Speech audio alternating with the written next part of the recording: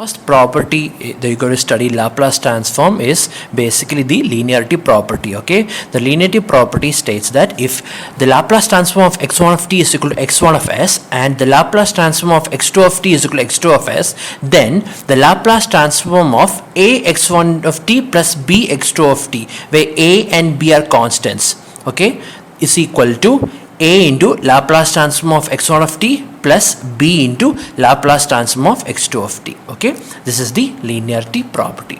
Okay, this is basically means that if you see any constants, you can take the constants outside. Okay, that's what it means.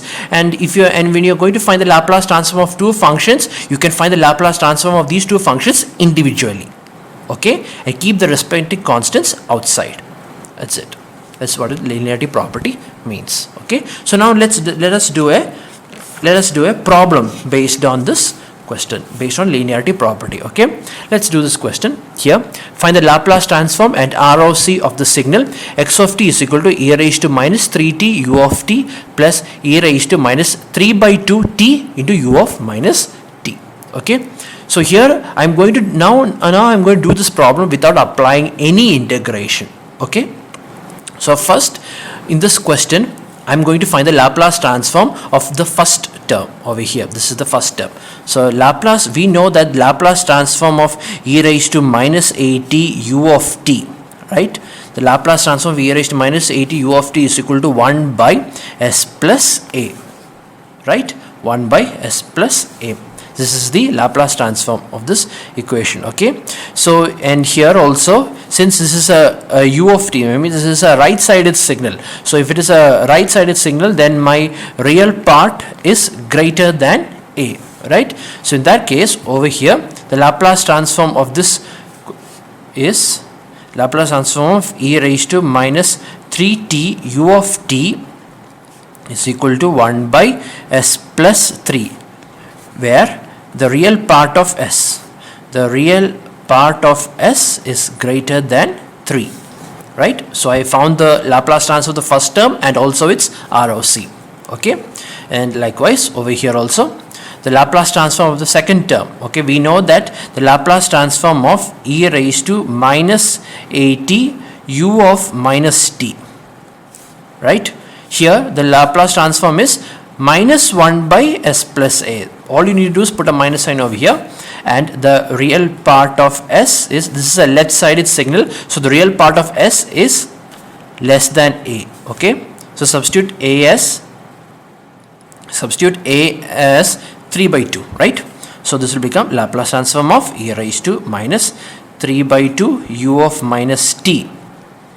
Laplace transform of e raised to minus 3 by 2 into u of minus t is equal to minus 1 by s plus 3 by 2. And the real part of s is, since this is a left sided signal, it shows a less than. Okay, and the pole is minus 3 by 2. So minus 3 by 2. Here the pole is minus 3. Okay, here the pole is minus 3. Okay, minus 3. Here minus 3 by 2. Okay, so that means the Laplace transform of x of t. The Laplace transform of x of t is nothing but the Laplace transform of e raised to minus 3t u of t plus the Laplace transform of e raised to minus 3 by 2 u of minus t. Okay, so this is equal to, the Laplace transform of this is 1 by s plus 3, and the Laplace transform of this is minus 1 by s plus 3 by 2. Okay, and the ROC of this one is, of the first term is, real part of s is greater than minus 3, whereas the ROC of this is, real part of s is less than minus 3 by 2, right? So I mean my overall ROC is, combining these two conditions, my overall ROC is minus 3 by 2, yes, not minus 3 by 2, minus 3 less than real part of s less than minus 3 by 2, right? minus 3 less than real part of S less than minus 1.5, right? So how to draw my ROC? Let me draw it and show it to you. It's a very small, I don't have space, so I'm going to draw a very small diagram. This is minus 3, this is minus 1.5 or 3 by 2, okay? This is minus 3 by 2. So my ROC is this shaded region over here. Okay?